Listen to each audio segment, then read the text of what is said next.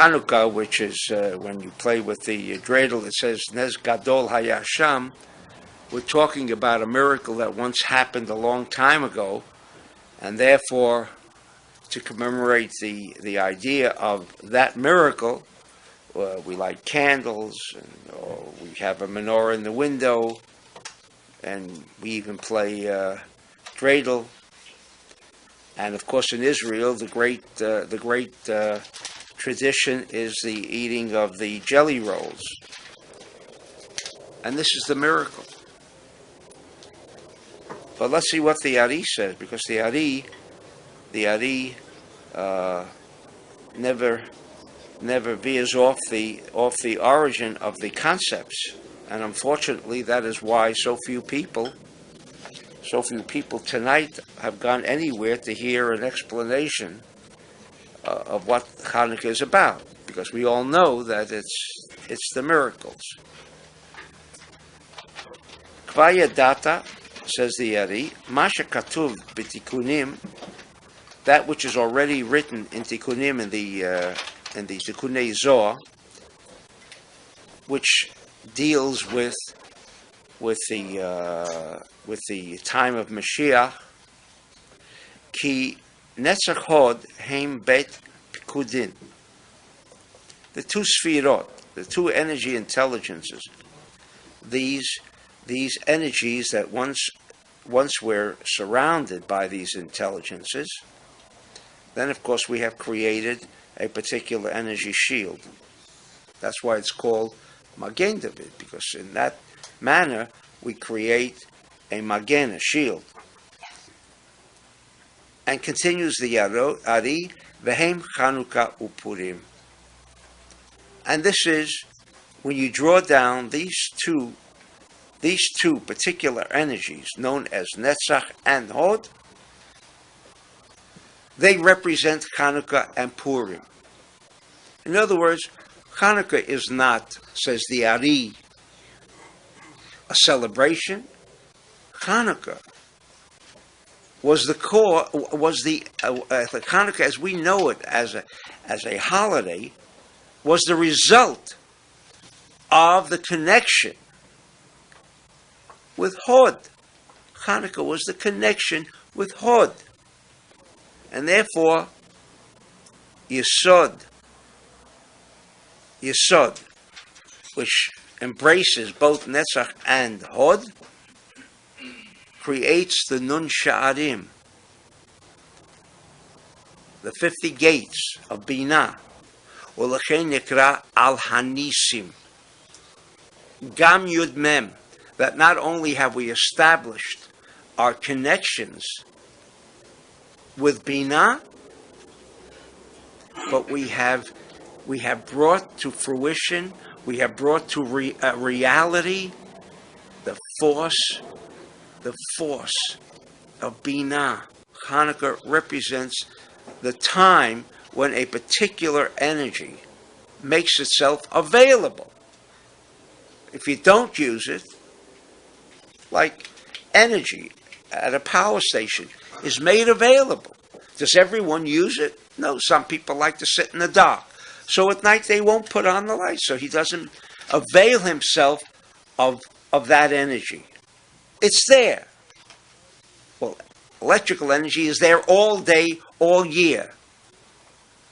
Cosmic energies, the real stuff, the stuff that can enhance our lives, and that's the reason it's there, does not appear every day. Therefore, Hanukkah could not be any other day other than starting with the 25th day of Kislev. That it is not the lighting of the candles that is significant, nor is the victory of the Hashmonaim over the Greeks that is significant. What is significant is the fact that on this day, the Hashmonaim made use of what we are going to do when we light the candles. And if you don't make use of the way we light the candles as prescribed by the Ari, you might as well never have lit your candles. Because all you did was put out your flag on July 4th. And what do you get from that? To show maybe, your duty as a citizen of the United States. What do you get from that? Personally, what did you get from that? That's what you get when you light candles without the proper meditation. When was this proper meditation revealed and made use of for the first time in the history of mankind? That year, that particular year. For whatever reasons, and there are reasons always, but even if we don't know the reasons why that year along came the Hashmonaim and revealed for themselves and consequently created the miracle, what we call this miraculous event of defeating by a handful of people the Greek Empire, destroying it literally. And the revelation that the connection to this energy called Hanuka, energy called Hanuka, not the holiday of Hanukkah.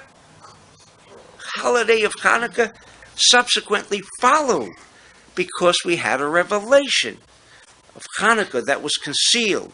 Hanukkah that was once just in a potential form became revealed that day for the mankind to make use of a connection, a new connection that was now made available so that we can create some protection around us. Shebehem mitgalim haorot netzach v'hod. Only in these two periods of Purim. The holiday is not Purim. The holiday is that in these two particular cases, during these 8 days in Kislev, during this 1 day or 2 days of Purim, is when this revelation was available, was made available. Unfortunately, it was unknown to mankind. It was known to Moses, but he was instructed that the time had not come. The time had not come for people to make this connection with these energies. On Hanukkah, a handful of people demonstrated how they can overcome and overpower the Greek Empire. Did everyone listen? No. No. Just as today. Does everyone listen to what the Ari or Rabbi Shimon says? That there is no salvation to the world outside of each and every single individual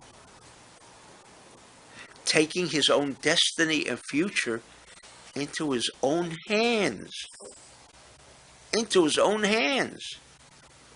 If each and every single individual does not take it upon himself to do something for himself by virtue of what is available to us, Hanukkah is one of them. There are many occasions that we can avail ourselves of these opportunities. Not only on Hanukkah, not only on Purim, but each and every single day we have been afforded a mechanism by which each and every single day we can wrap ourselves around with a security shield.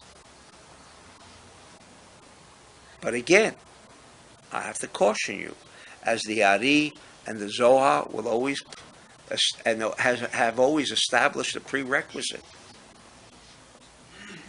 If you're living in the mud, and what I mean by that is, there is no concern for your fellow man.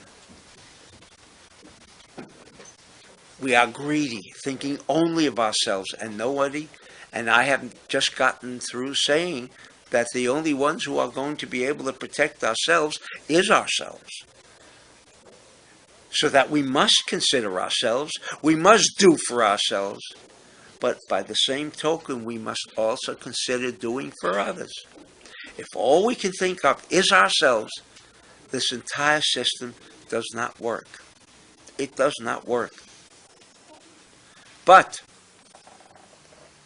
for most of us who have a sincere desire, not only to think of ourselves, but to think of others too,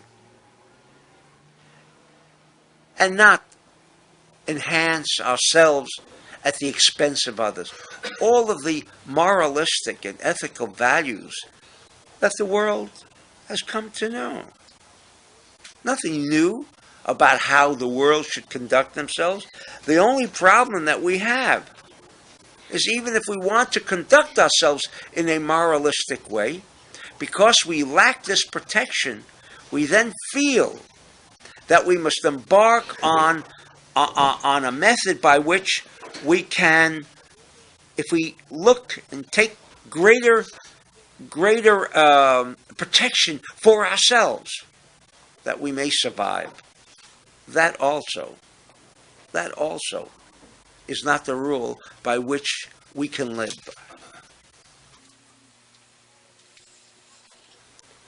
And therefore Hanukkah has come to be known in Kabbalistic terminology as a mini Rosh Hashanah.